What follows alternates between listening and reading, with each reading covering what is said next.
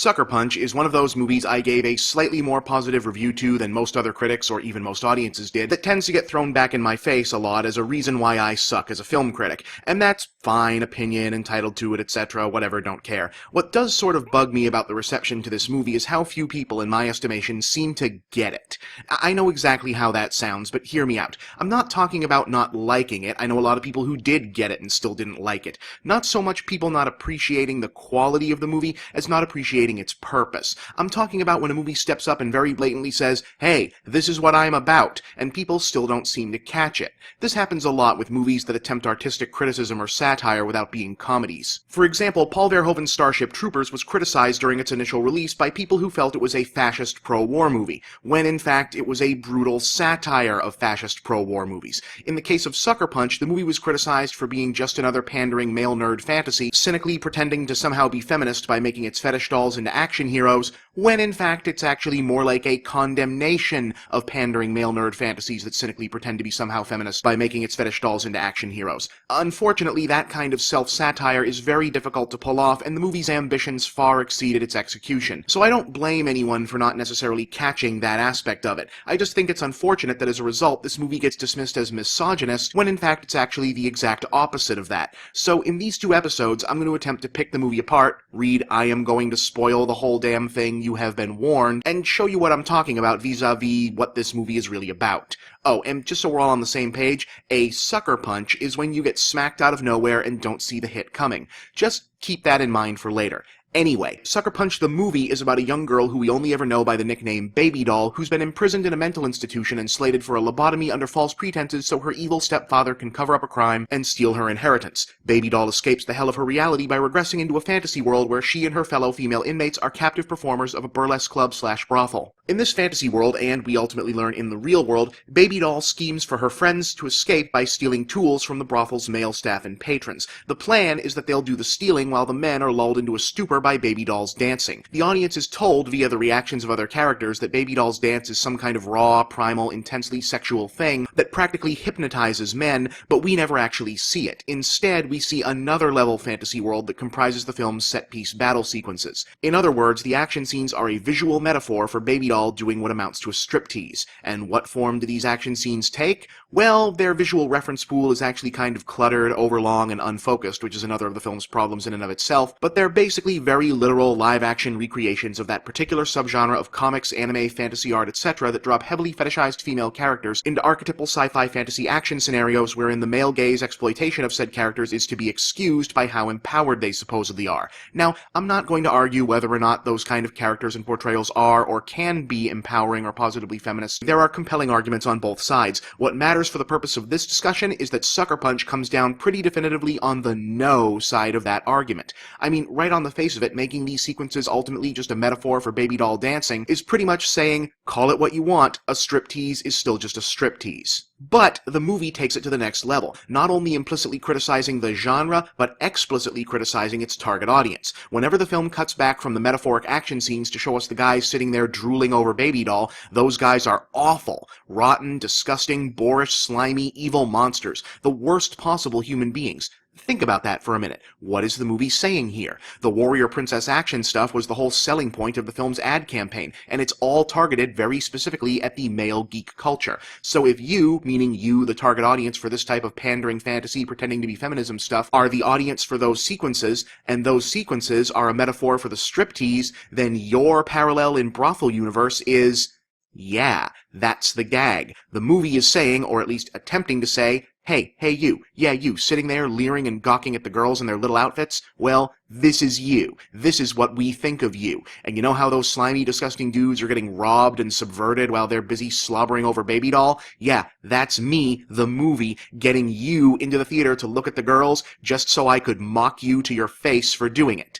Hence the title. Oh, but it gets nastier. Remember, brothel universe is itself a metaphor for the mental institution in the quote-unquote real world. And what are the male characters up to with the girls in that reality? Well, it's not spelled out completely because it's a PG-13, which is yet another flaw in the film, but it's made pretty damn clear by the end that they're being brutalized, sexually abused, and, well, violated, yeah. So the brothel dancing stuff and the battle sequences are metaphors within metaphors for said abuse. And given the critique of the audience angle established a moment moment ago, yeah, I honestly think this is what Sucker Punch is going for, to draw a direct parallel between the way this genre's fans regard the female characters and the sexual assault suffered by said characters in the movie. If so, that's pretty heavy, but it's not the only thing going on either. The film's awkward, scattershot criticisms aren't just meant for its audience. It has an even bigger target, and I'll dig into that next time.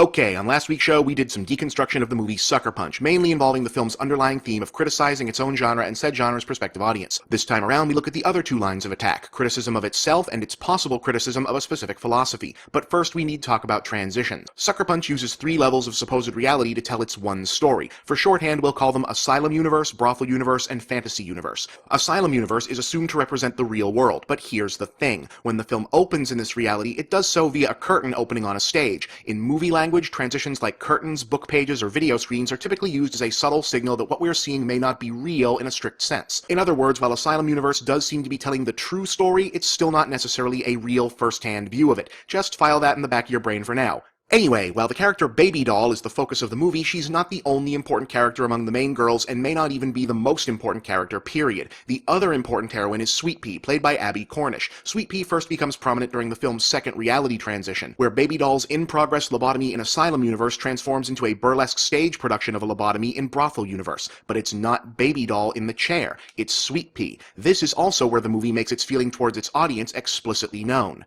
I get the sexy little schoolgirl. I even get the helpless mental patient, right? That can be hot. But what is this?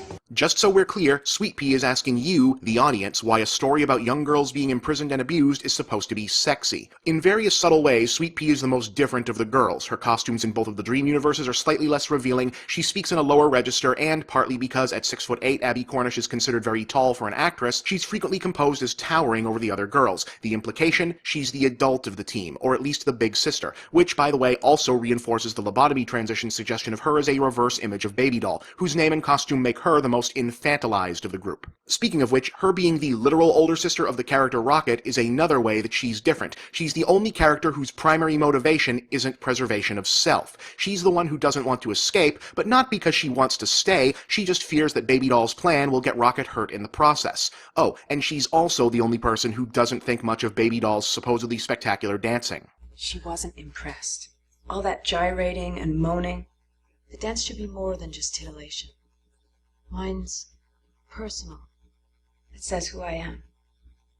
What the heck does yours say? Think about that for a minute. The most common aesthetic criticism of Sucker Punch is that its fantasy sequences don't work. They're stagey, they're shallow, they're all flash without any real depth or meaning. Well, in the film, those scenes are metaphors for Baby Doll's dancing. And what did the character already established as the film's voice of self-criticism just say about it, and thus those action scenes? Exactly. Sadly, this is where the film also really stumbles. Satire of bad filmmaking without actually making bad film is hard to do. The trick is to point out what's bad in the real thing while also making a better version of it, i.e. Starship Troopers, Inglourious Bastards, or The Lost Skeleton of Cadavra. And while Sucker Punch's set pieces do a spectacular job of recreating the sleazy nonsense of action girl fetishism, it doesn't really rise above it save for the Castle Siege segment, which features the possibly deliberate subversive symbolism of Baby Doll having to kill a newborn dragon and its mother with her sword, in other words, destroying traditional feminine gender roles of child nurturing and motherhood itself by rendering herself symbolically masculine via her cartoonishly phallic katana sword. But here's the most important thing about Baby Doll's distract the bad guys with sexy dancing plan, Sweet Pea's resistance to it, and its function within the narrative.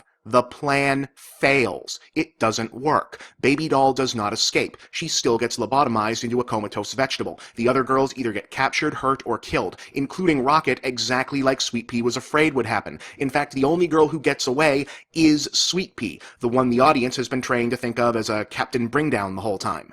Once more, hence the title. But what does it mean?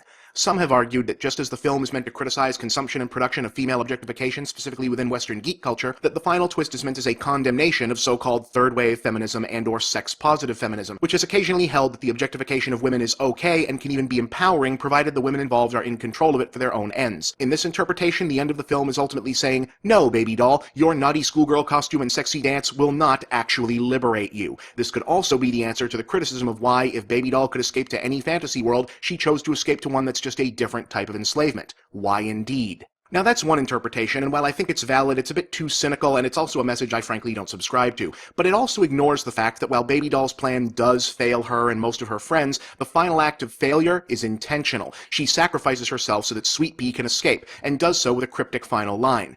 There's gotta be another way. No. This is right. This was never my story.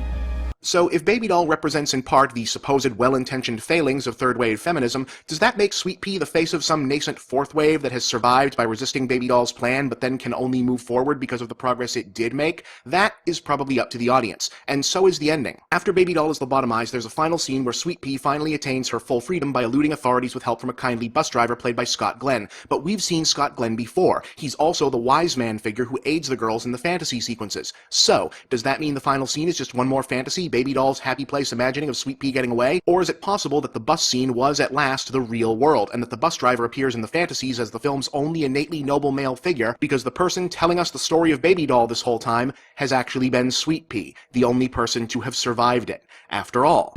This was never my story. Now, one final thing before we close out. None of this is intended to change anyone's opinion of the quality of this movie. This is intended more as an illustration of the danger in ascribing negative artistic intentions to a film or other work because it approached difficult subject matter and didn't quite stick the landing. Because often enough, its actual aim may have been exactly the opposite of what you assume. I'm Bob, and that's The Big Picture.